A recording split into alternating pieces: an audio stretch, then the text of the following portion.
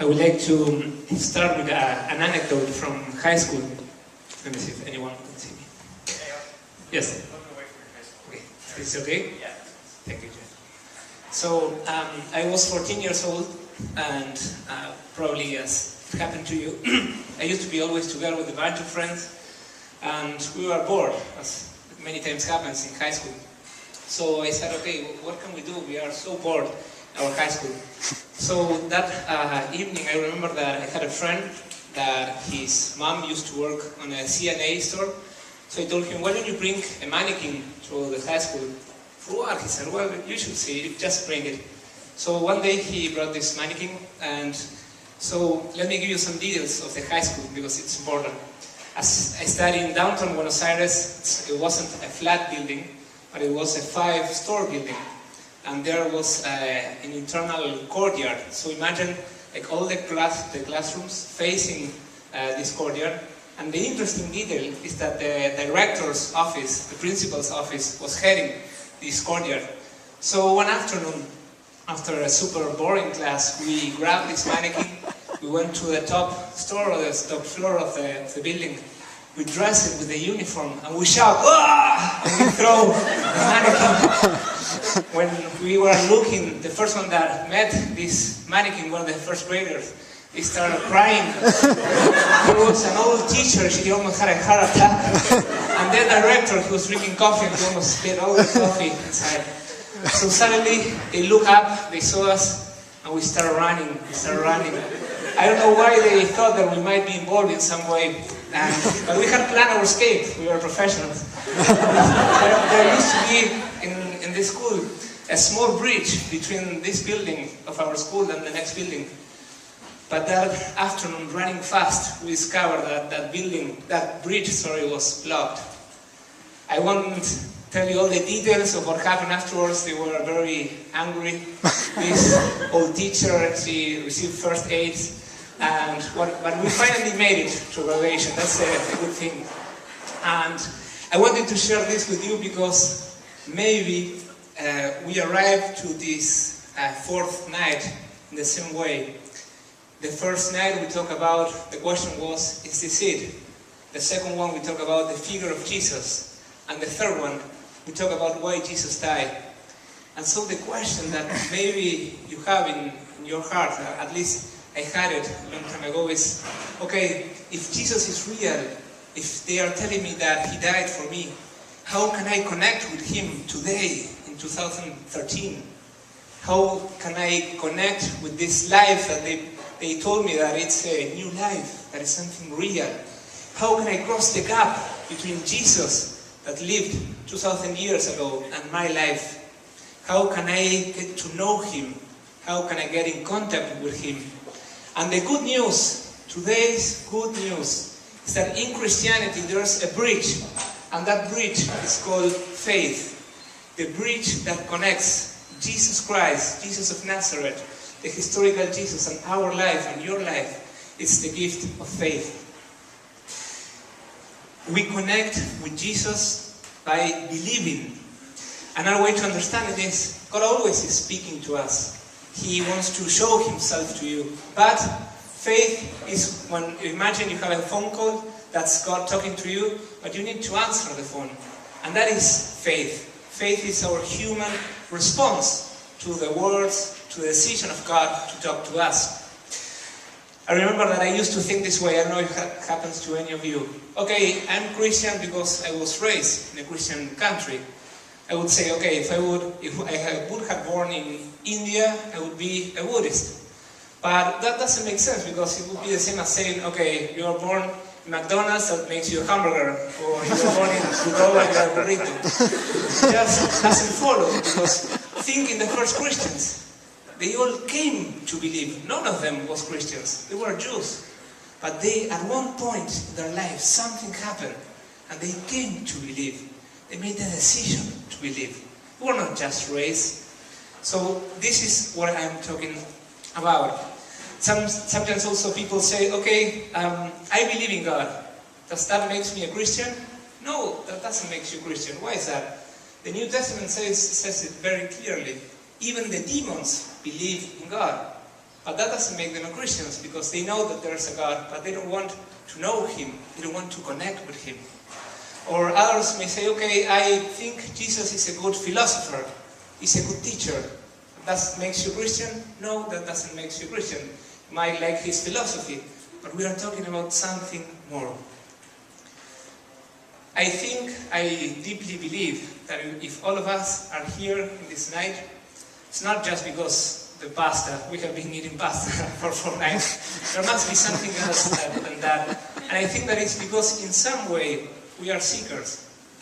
I remember, I need to confess this, when I was 16 years old, so I was raised Catholic, but I said, okay, we'll quit going to Mass, that's enough. I told to my parents, okay, thank you for promoting the faith in my life, but this is enough. But afterwards I said, no, I should keep on going, because maybe I can get a date. I can keep on going to Mass and maybe get a date. And so that was my excuse. If anyone would ask me, hey, where are you going to Mass? I would say to my friends, I'm trying to get a date. But after 6 months, I remember, as it was yesterday, a friend came and told me, Teo, you have been coming for the last 6 months, every single Sunday. Maybe it's true that you first had this idea of meeting someone, but I think you're here for a deeper reason. And I denied. But at that moment I realized that he was right, that I was there for a reason. Let me suggest, I was thinking about how can we classify, if we are seekers, how can we classify ourselves? I thought about 4 types of seekers. The first one, I named it the John Henry seeker. I put this name because of John Henry Newman, because maybe tonight you are here because you're on an intellectual quest. Maybe you are a bioengineer major, maybe you study biology, maybe you study geology, and maybe even whatever you study, you see that in this world there's a great order. You have an experience of a logos, of that when you see the beauty of all what creation, all what you study, that makes you reflect that it might be an intelligence behind it. Or maybe not only you see laws in the nature, but you see also in yourself. You realize that you have a conscience, that in some way you answer to an authority, and you may ask yourself, where does this authority, these words come to me? Maybe you're a John Henry type of seeker. The second one is the diver. And here I'm suggesting, because maybe you are a good student, you like sports, you have good relationships, and you should be happy. But deep down, you realize that even if you should be happy, there's something missing. You have a longing, a yearning for something more. And that's why maybe you are a diver, maybe because you haven't found your passion yet in life. You are doing good things, you are a good person, but you don't have fire in your life, because you are longing for more. Third type of seeker is the 911, because maybe these days your life is a bit tough. Maybe you are disappointed, maybe you had a failure, something, maybe you arrive a bit confused. And well, maybe you're here because there are some storms in your life. And the last one I put white mocha. I don't know why, maybe because I like white mocha. I don't know the name. But I thought about this, maybe your life is doing just great. If you haven't suffered for the moment being, you think you are really good. Your life is very, very going fine. Well, maybe if you're here, it's because you can go even greater. You can upgrade your life. Okay, so let's move on and be more specific. What is faith? I'm talking about faith, but I haven't given you a definition. And I would like you today to stay with this. Faith is to believe in something as true because of the authority of somebody else. Believe in something as true because of the authority of another. And this at least suggests that we can get to know things by 2 different ways. The first one is when you do it by yourself, by experiment. If you are a scientist, well, there are many, many things that you can get to know them by yourself. But the second big source of knowledge is when you trust in the authority of others. C.S. Lewis once said, 99% of what we know, we have received from the authority of others. Think about a daily example. You go to Google Maps, you grab you check your map, And you won't check and go do it yourself to see if the map is lying to you. You just try because it seems reasonable to believe in Google Maps. All our life, when you start thinking, is filled with this type of acts of faith. I will call it act of natural faith. You believe in the authority of that one that claims to have something right. For example, I jot down here, we take elevators and you're not checking the machine, let me see the engine. You'll be a paranoid if you, every time you go to an elevator you're checking the engine. We take flights, you go to a restaurant and you're not checking, oh sure this must be poison. No, you just go and eat a burrito, you go and eat whatever you want. But every time if you start thinking, you're doing different acts of faith.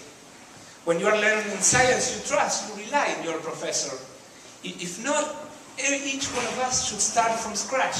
You could never take advantage of the knowledge, of the discoveries of others. Imagine that. We'd be all like, we'd be in the, like 5,000 years ago, we could not take advantage of others' knowledge, others' discoveries. You trust in geography.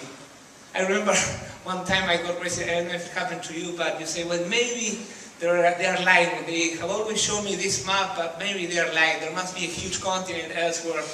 Well, it might happen, but probably what the map says is true. Why is this? Well, because, as I said, even unconsciously we are believing in the authority of others.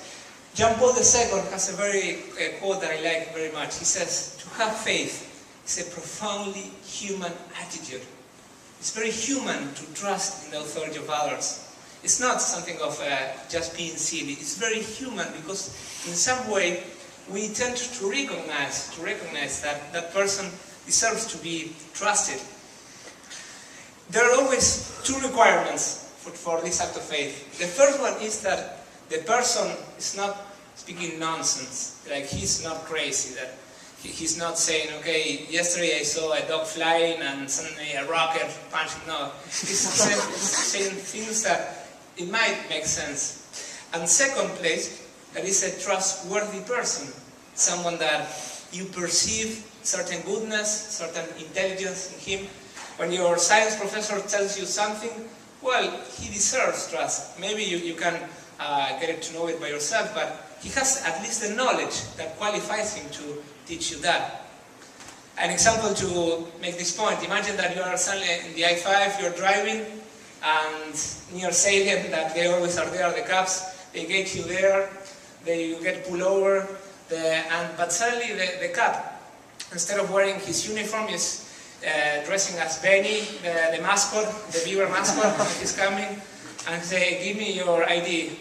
And you can say, get out of here, Benny, I won't give you my ID because you don't deserve to be trusted. This is the second characteristic, that it must also be a trustworthy person. Okay, if faith, on the one hand, is, I won't stress this, but just to connect with what is coming, is first of all a gift of God. God is talking to us and He's waiting for our reply. It is also a human act. And this is what I would like to deepen in this second part of the talk. To share with you 3 things that I discovered in my life that help me to understand why faith is so human.